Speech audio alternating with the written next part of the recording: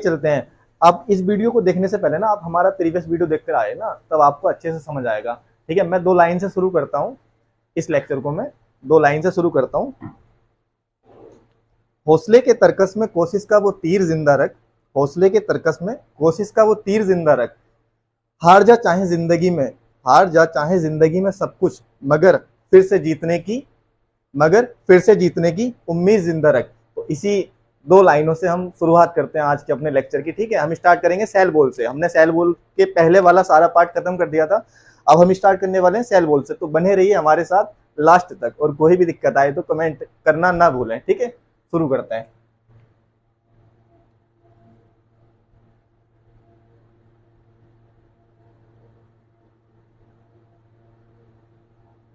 बच्चों, हमारा टॉपिक है स्टार्टिंग जिससे हम कर रहे हैं वो है सेल वॉल। ठीक है, सेल वॉल क्या होता है? सेल वॉल प्लांट के पास होता है, एनिमल के पास नहीं होता है। ध्यान रखना, किसके पास होता है? प्लांट के पास। जैसे मैं आपको फ्लो डायग्राम के थ्रू समझाने में ज़्यादा बेहतर समझता हूँ। ठीक है, अच्छे समझ आ जाएगा आपको। ये मान लो हमारा कोई प्लांट है। ठीक है, ये हमारा है प्लांट। अब इसकी सेल वॉल किस चीज़ से बनी होगी? तो इसकी सेल वॉल होगी बच्चों, cell wall made up of cellulose. ठीक है, एक प्लांट था हमारे पास, उसकी सेल वॉल हमने देखी किसकी बनी हुई है? सेलुलोज की। ये एक तरह का केमिकल होता है प्लांट्स के अंदर। ठीक है, एनिमल के अंदर कोई भी सेल वॉल नहीं होती है, ध्यान रखना है। ठीक है, अब बेटा सेल वॉल करती क्या है? ठीक है, प्लांट के पास तो है सेल वॉल, ठीक है, हमारे पास नहीं है। अब प्लांट के पास है तो इसके पास ही क्या कर रही है सेल वॉल? ठीक है, और हमारे पास क्यों नहीं है? तो बेटा ध्यान रखना, जो भी लिविंग चीजें, जैसे हम प्लांट्स की बात करें तो प्लांट्स जो है मोबाइल नहीं है ना, इमोबाइल है। जैसे मोबाइल मतलब ये हम जो चलाते हैं वो फोन नहीं होता है वो मोबाइल नहीं, मोबाइल मतलब एक जगह से दूसरी जगह चले जाना। प्लांट नहीं जा सकते हैं, हम जा सकते हैं एक जगह से दूसरी जगह। मैं यहाँ से चल के कहीं और जा सकता हूँ, तो मेरे अंदर सेल बॉल नहीं होगी। वैसे ही अगर प्लांट की बात करें तो प्लांट नहीं जा सकता एक जगह से दूसरी जगह, तो उसके पास सेल बॉल प्रेजेंट होती है। क्यों होती है? उसको रिजिडिटी प्रोवाइड करने के लिए, उसको प्रोटेक्शन देने के लिए, उसकी स्ट्रेंथ बढ़ाने के लिए। ठीक है, तो हम लिख लेते हैं प्रोवाइड स्ट्रक्चरल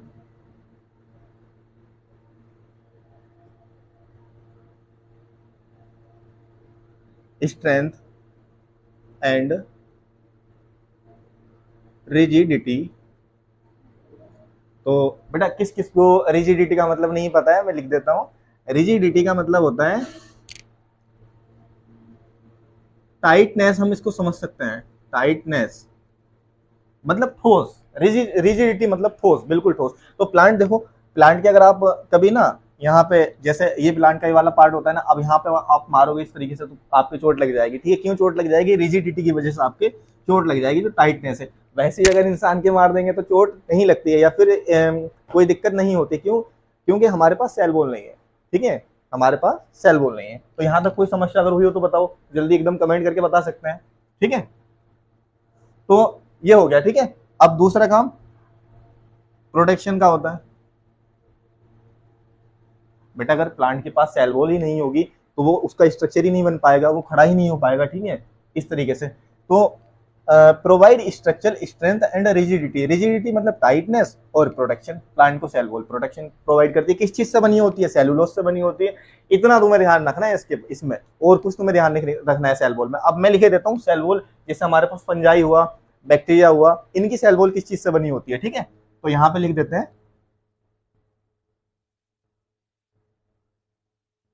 फंजाई। बेटा फंजाई की जो सेल वॉल होती है ना, cell wall made up of, comment में बताओ किस चीज से बनी होती है? Chitin. Made up of chitin. ठीक है, वैसे ही अगर मैं बैक्टीरिया की बात करूं, बेटा बैक्टीरिया में सेल वॉल प्रेजेंट होती है, और वो पेप्टिडोग्लाइकन नाम के केमिकल की बनी होती है। किसकी बनी होती है? पेप्टिडोग्लाइकन। अच्छा, अब एनिमल के पास तो सेल वॉल नहीं होती है, क्या वायरस के पास सेल वॉल होती है? सोचो जरा। तो वायरस के पास सेल वॉल नहीं होती, वैसे ही एनिमल के पास भी सेल वॉल नहीं होती, ध्यान रखना। तो ये पूरा क्लियर हो चुका होगा, मैंने माइंड मैप के थ्रू आपको ये समझाने की कोशिश की सेल वॉल क्या होती है, क्या करती है, ठीक है। तो इसको आप स्क्रीनशॉट ले लीजिए या फिर उतार लीजिए। तो बच्चों अब हम शुरू करने वाले हैं न्यूक्लियस के बारे में। हमने सेल वॉल डिटेल से देख लिया है, अब हम न्यूक्लियस देखते हैं, तो बने रहिए लास्ट तक।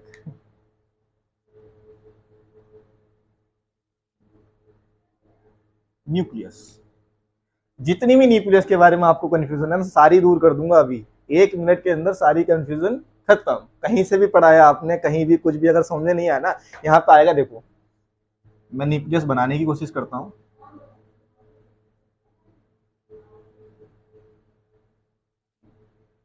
ये रफली डायग्राम मैंने न्यूक्लियस का बनाया। अब न्यूक्लियस, जो ये न्यूक्लियर मेम्ब्रेन होती है ना, न्यूक्लियर मेम्ब्रेन, इसके बारे में बता दूं आपको, ये डबल मेम्ब्रेन, ये डबल लेयर होती है। ये जो न्यूक्लियर मेम्ब्रेन होती है ना, डबल लेयर होती है। कैसी लेयर होती है? डबल लेयर, ठीक है। ये छोटे छोटे ये देख रहे हैं ना आप, सर्कल देख रहे हैं, ये होता है हमारा न्यूक्लियर पोर, न्यूक्लियर पोर, ठीक है। इसके बीच में हमारा होता है न्यूक्लियोलस, ठीक है। अब देखो जितनी भी कंफ्यूजन आपको क्रोमोसोम, क्रोमैटिन, डीएनए किसी में भी थे ना, सारी दूर कर दूंगा अभी 1 मिनट के अंदर। तो सारी कंफ्यूजन दूर की जाएगी। जितने भी ये क्रोमोसोम में आपको दिक्कत आती है, आपको क्रोमैटिन में दिक्कत आती है, आपको डीएनए में दिक्कत आती है, समझ नहीं पाते हैं डीएनए क्या होता है, अगर न्यूक्लियस का डायग्राम दे दें आपको तो उसमें पहचानने में दिक्कत होती है ना, तो मैं सारी चीज बताने वाला हूँ। देखो जैसे हमारा, देखो ये न्यूक्लियर पोर हुआ, ये न्यूक्लियर मेम्ब्रेन डबल लेयर हुई, बीच में न्यूक्लियस पड़ा, न्यूक्लियोलस पड़ा हुआ है। तो इसके ना अंदर देखो इस तरीके से थ्रेड लाइक स्ट्रक्चर होते हैं। क्या होते हैं बेटा? थ्रेड लाइक स्ट्रक्चर,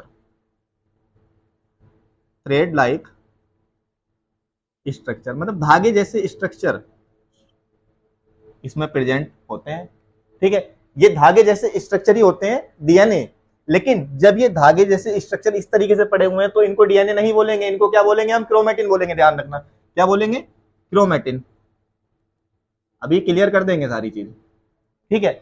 अब जैसे मान लो ये दो स्ट्रैंड इस तरीके से पड़े हैं, दो स्ट्रैंड आके इस तरीके से मिल गए, मैं इस तरीके से बना देता हूं, यहां समझा देता हूं आपको। दो स्टैंड पड़े थे हमारे पास, ये दोनों आपस में आके मिल गए, तब बनेगा डीएनए। डीएनए की फुल फॉर्म कमेंट बॉक्स में बताएं, डीएनए की फुल फॉर्म क्या होती है, ठीक है। तो तब डीएनए बनेगा। लेकिन अगर थ्रेड डाई की स्ट्रक्चर इस तरीके से हमारे न्यूक्लियस के अंदर पड़ा हुआ है तो वो क्या कहलाता है? वो कहलाता है हमारा क्रोमैटिन। क्या कहलाता है? क्रोमैटिन। ये चीज बिल्कुल ना भूलें, ठीक है। अब देखो एक चीज समझाता हूं, देखो मैं आपको, जैसे हमारा ये धागे जैसे स्ट्रक्चर इस तरीके से थे, ठीक है, तो ये हो गए हमारे क्रोमैटिन। क्रोमैटिन, इस लाइन से आपकी सारी कंफ्यूजन दूर कर दूंगा। ये हो गए क्रोमैटिन। अगर मैंने इनको कंडेंस कर दिया, कंडेंस करना मतलब मैंने इनको इकट्ठा कर दिया एक जगह। अब मैंने ऐसे इनको इकट्ठा किया, ठीक है, इस तरीके से मैंने इकट्ठा कर दिया, या इस तरीके से देख लेते हैं, एक मिनट इसको दोबारा समझा देता हूं। देखो बच्चों, जैसे ये हमारे डीएनए है, ठीक है, क्या है? डीएनए। अब ये बहुत सारा थ्रेड लाइक स्ट्रक्चर इसमें पड़ा हुआ है, क्रोमैटिन। तो मैंने क्रोमैटिन लिया, ये पड़ा हुआ है ना इस तरीके से, क्या कहलाता है? ये क्रोमैटिन, ठीक है। अब मैंने इसको और कंडेंस करा दिया, क्या करा दिया? कंडेंस पे कंडेंस कराता जा रहा हूं। मैंने इसको और कंडेंस कराया तो इसकी स्ट्रक्चर कुछ इस तरीके से आ जाएगी,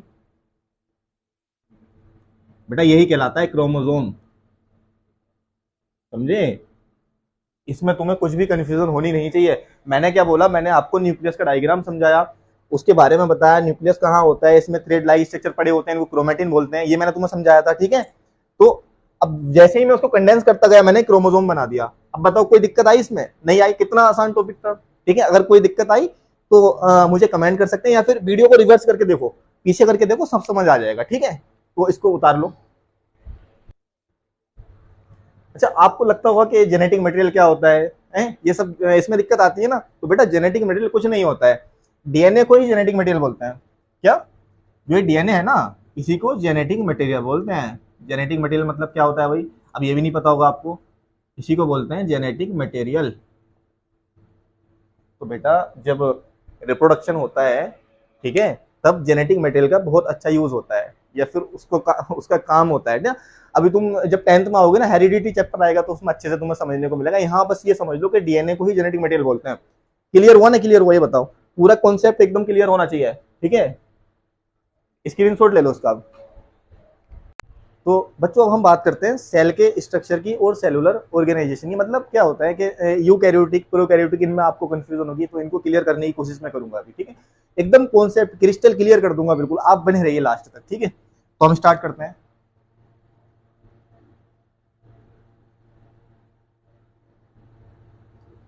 सेल ओरिजिन के बारे में थोड़ा नीचे लिख देता हूं, इसको दिखेगा नहीं आपको।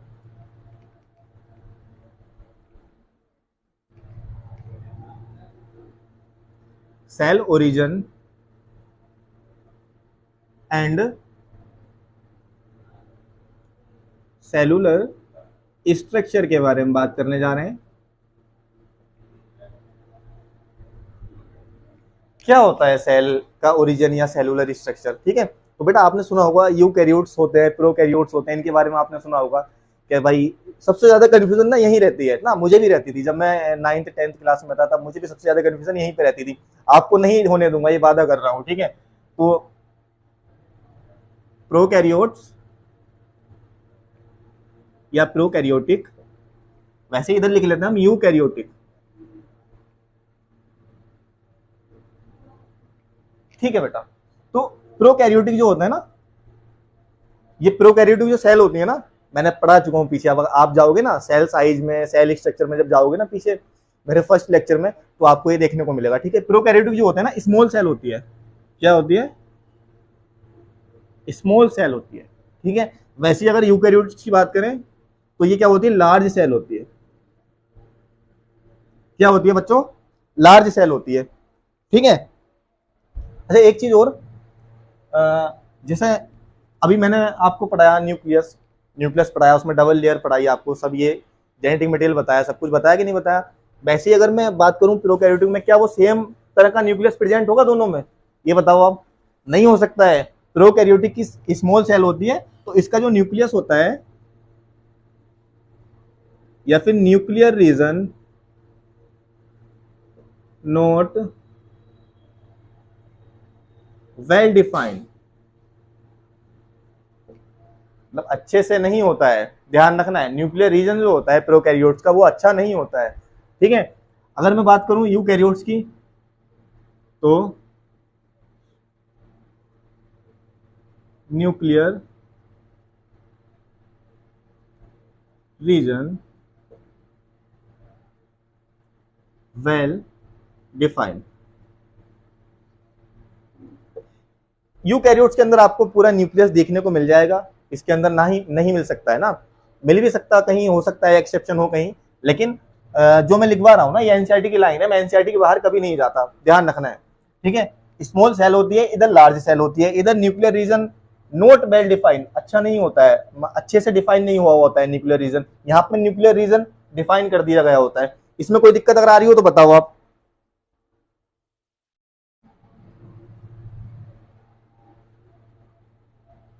इसके पास सिंगल क्रोमोसोम प्रेजेंट होता है। क्या होता है बच्चों? Single chromosome, single chromosome present होता है, ठीक है? और इसके बारे में और कुछ डिटेल जो मैं पढ़ा चुका हूं ना सारा आपको पीछे, सब वही यूज हो रहा है, बाहर से कुछ नहीं आ रहा है इसमें, ठीक है? देखो इसके पास ना जो ऑर्गेनेल्स होते हैं ना, मैंने आपको पढ़ाया था कि इस तरीके से सेल होती है, ठीक है? बीच में न्यूक्लियस होता है, यहाँ पे ऑर्गेनेल्स पड़े हैं बहुत सारे, है ना? बाहर सेल वॉल होती है, ये सब मैं पढ़ा चुका हूँ आपको, इसमें तो कोई दिक्कत नहीं आएगी ना।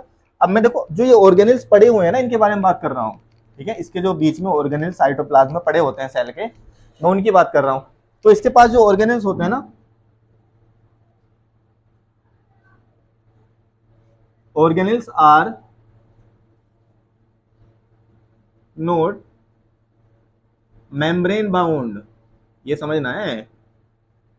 इसके जो ऑर्गेनेल्स होते हैं उनके पास कोई भी मेम्ब्रेन नहीं होती है, या फिर ऑर्गेनेल्स होते हैं, देखो इसमें एक ही ऑर्गेनेल्स मिलेगा आपको, कौन सा? राइबोसोम। है ना। राइबोसोम जो होता है ना, राइबोसोम के बारे में डिटेल से पढ़ेंगे, वो यूकैरियोट्स के अंदर भी मिलता है। किसके अंदर? यूकैरियोट्स के अंदर। अब मैं अगर इसकी बात करूं तो इसकी जो ऑर्गेनिल्स होती हैं, ऑर्गेनिल्स आर मेम्ब्रेन बाउंड। क्या राइबोसोम यूकैरियोट्स के अंदर मिलता है? मिलता है। राइबोसोम एक ऐसी ऑर्गेनिल्स है जो दोनों के अंदर मिलेगी, यूकैरियोट्स के अंदर भी और प्रोकैरियोट्स के अंदर भी। देखो मैंने क्या समझाया, मैंने बोला सेल का ओरिजिन कैसे होता है और सेलुलर स्ट्रक्चर के बारे में बात कर रहा हूं। Prokaryote, eukaryote, small cell, large cell, nuclear region not well defined, अच्छे से डिफाइन नहीं हुआ होता है, न्यूक्लियर रीजन वेल डिफाइंड, ठीक है। सिंगल क्रोमोसोम इधर होता है, इधर क्या होता है, इधर बहुत सारे क्रोमोसोम हो सकते हैं। और ऑर्गेनिल्स आर मेम्ब्रेन बाउंड, इधर जो है मेम्ब्रेन के अंदर ऑर्गेनिल्स होती हैं, ठीक है। यहाँ पे बिना मेम्ब्रेन के होती हैं, मतलब कोई भी मेम्ब्रेन नहीं होती है। तो अगर समझ आया हो तो आप इसको स्क्रीनशॉट ले सकते हैं अच्छे से। तो बेटा अब हम राइबोसोम के बारे में बात कर रहे हैं। किसके बारे में बात कर रहे हैं? राइबोसोम के बारे में। राइबोसोम यूकैरियोट्स के अंदर भी मिलता है, प्रोकैरियोट्स के अंदर भी मिलता है, ठीक है। राइबोसोम का काम क्या होता है? राइबोसोम का स्ट्रक्चर इस तरीके से हो सकता है, ठीक है। कोई भी मेम्ब्रेन नहीं होती है इसके चारों, ध्यान रखना है तुम्हें। अब ribosome protein factory of cell कहा जाता है इसको, प्रोटीन फैक्ट्री ऑफ सेल। क्या करता है? प्रोटीन का सिंथेसिस करता है, प्रोटीन को बनाने का काम करता है। कौन बनाता है? राइबोसोम बनाता है, ठीक है। राइबोसोम में आपको कंफ्यूजन होगी कि पता नहीं क्या होता है, कैसे होता है, तो ये विदाउट मेम्ब्रेन, मेम्ब्रेन लेस होता है। तो राइबोसोम कैसा होता है? राइबोसोम आर मेम्ब्रेन लेस, कोई भी मेम्ब्रेन नहीं होती। पीछे बता के आ चुका हूं अभी आपको, है। और ये भी बता चुका हूं कि ये यूकैरियोट्स प्रोकैरियोट्स दोनों में मिलता है। तो यहां लिख देते हैं present both eukaryotes and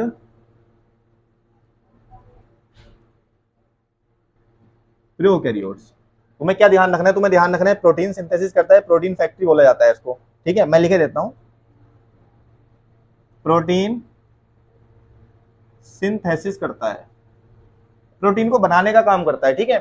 protein factory इसीलिए इसको बोला गया। दोनों में प्रेजेंट होगा, present both eukaryotes and prokaryotes. कोई भी मेम्ब्रेन नहीं होती है। स्क्रीनशॉट ले लीजिए, ठीक है बेटा। हमने प्रोटीन बना लिया, ठीक है, राइबोसोम की मदद से। अब हम एंडोप्लाज्मिक रेटिकुलम की बात करेंगे। एंडोप्लाज्मिक रेटिकुलम क्या करता है? पढ़ने वाले हम अभी, ठीक है। रफ एंडोप्लाज्मिक रेटिकुलम पढ़ेंगे, स्मूथ एंडोप्लाज्मिक रेटिकुलम पढ़ेंगे। इसमें क्या क्या होता है ये सब जानने वाले हैं, ठीक है। एंडोप्लाज्मिक रेटिकुलम, ठीक है। अगर मैं स्ट्रक्चर की बात करूं तो इस तरीके से मेम्ब्रेन जैसे ट्यूब,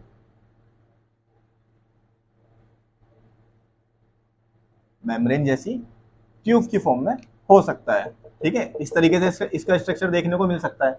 अगर आप बुक्स के अंदर देखोगे ना तो ये मिल सकता है। तो कैसा होता है ये? नेटवर्क ऑफ मेम्ब्रेनस ट्यूब, बहुत सारी ट्यूब का एक नेटवर्क है जिसको हमने बोला एंडोप्लाज्मिक रेटिकुलम। अगर कोई दिक्कत आई हो तो बताओ। दो तरह का ये होता है हमारा, 2 टाइप्स का होता है, ठीक है। कितने टाइप का होता है? 2 टाइप्स का। एक होता है RER, एक होता है SER। RER मतलब rough endoplasmic reticulum,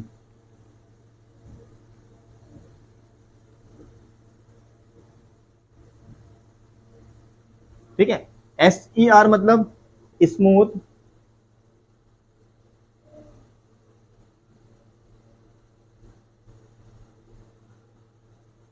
endoplasmic reticulum, ठीक है। तो रफ एंडोप्लाज्मिक और स्मूथ में, इन दोनों में क्या फर्क है यही समझ लेना है। यहीं से एग्जामिनर क्वेश्चन पूछेगा आपसे। देखो बेटा, जिस भी नेटवर्क ऑफ मेम्ब्रेनियस ट्यूब या फिर एंडोप्लाज्मिक रेटिकुलम, ऐसा एंडोप्लाज्मिक रेटिकुलम जिसमें रफ लाइक स्ट्रक्चर पाए जाते हैं। देखो आर से रफ, रफ जैसे स्ट्रक्चर अगर पाए जा रहे हैं तब वो रफ एंडोप्लाज्मिक रेटिकुलम कहलाएगा। रफ एंडोप्लाज्मिक रेटिकुलम क्या करता है, इसके पास राइबोसोम होता है। देखो याद करने की ट्रिक बता रहा हूं, आर से रफ, आर से राइबोसोम। राइबोसोम होता है इसके पास, क्या होता है, राइबोसोम। अभी पीछे बता गया राइबोसोम क्या करता है, प्रोटीन बनाता है। तो क्या करेगा राइबोसोम, प्रोटीन सिंथेसिस करेगा। राइबोसोम होता है और ये प्रोटीन सिंथेसिस करता है, प्रोटीन को बनाने का काम करता है। इसके पास राइबोसोम नहीं होता है, नो राइबोसोम। कोई भी राइबोसोम देखने को नहीं मिलेगा इसके पास, ध्यान रखना, ठीक है।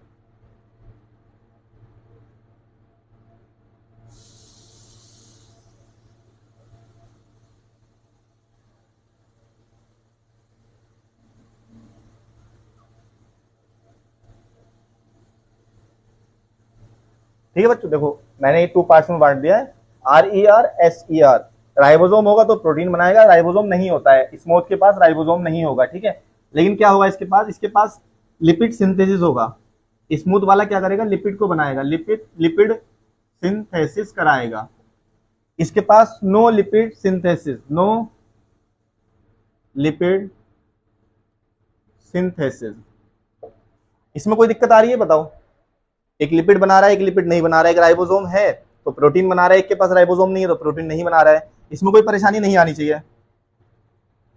तो नो लिपिड सिंथेसिस, जो रफ वाला होगा लिपिड नहीं बनाएगा, इसके पास केवल राइबोसोम होता है तो प्रोटीन सिंथेसिस ही करेगा, ठीक है। अब जो स्मूथ वाला होता है ना, ये हार्मोन बनाता है। क्या बनाता है, हार्मोन्स बनाता है। ये हार्मोन बनाएगा। अगर ये हार्मोन बना रहा है तो ये मैं यहां लिखे देता हूं, नो हार्मोन सिंथेसिस।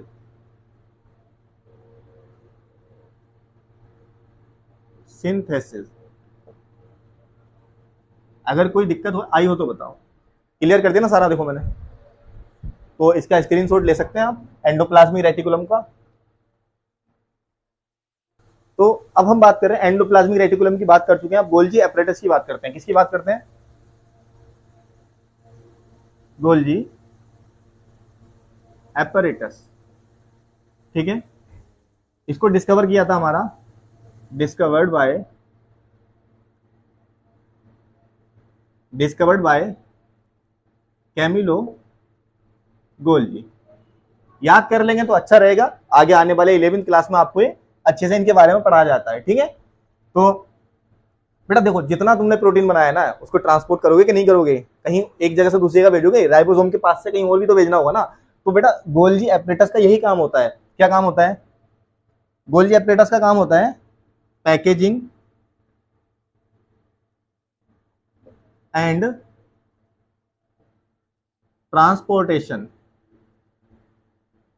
क्या काम होता है, मैंने आपको गोल्जी एपरेटस के बारे में बताया। गोल्जी एपरेटस को डिस्कवर किया था कैमिलियो गोल्जी ने, और ये पैकेजिंग एंड ट्रांसपोर्टेशन में हेल्प करता है। कहां करता है ये, अक्रॉस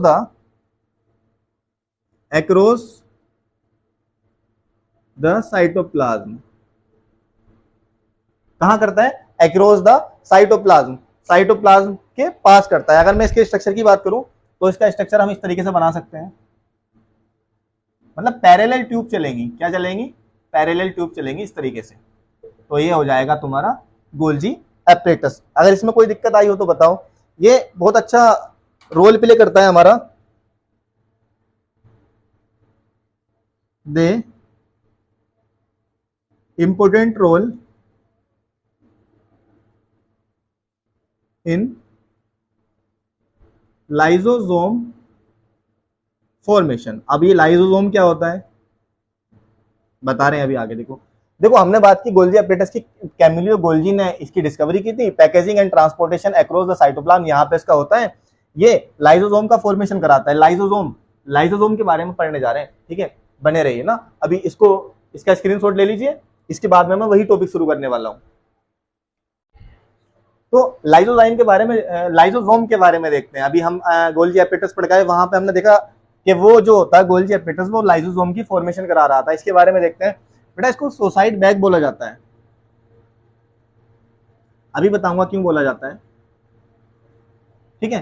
क्या होता है लाइसोसोम का क्या काम होता है, ये जितनी भी सेल के अंदर वेस्ट होता है ना, जितना भी टोटल वेस्ट होता है सेल का, सबको क्या कर लेता है, डाइजेस्ट कर जाता है। तो इसके पास क्या होता है, डाइजेस्टिव एंजाइम होता है।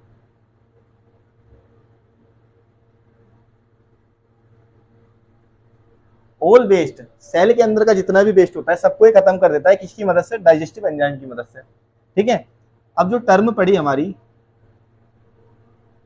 टर्म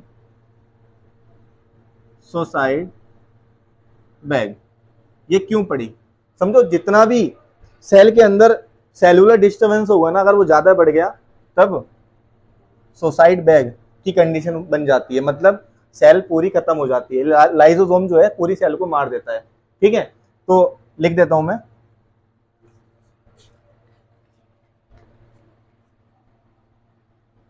एज दे मैं worst during cellular disturbance, term suicide bag मतलब एज दे में वर्स्ट है, यानी उस समय जब सेलुलर डिस्टर्बेंस चल रहा है तब अगर ये पूरी सेल को खत्म कर रहा है ना, तो लिख देता हूं मैं, leading self digestion, leading self digestion. तो क्या होता है, डाइजेस्टिव एंजाइम में वेस्ट मटेरियल को खत्म करने के लिए। ठीक है, जो टर्म आई suicide bag, as they may burst during, जिस टाइम पे सेलुलर डिस्टर्बेंस सेल के अंदर चल रहा है, तो क्या करेगा लाइसोसोम, ये पूरी सेल को मार देगा, सेल्फ डाइजेशन कर देगा पूरी सेल का। ठीक है, समझ आया हो तो स्क्रीनशॉट ले लो इसका।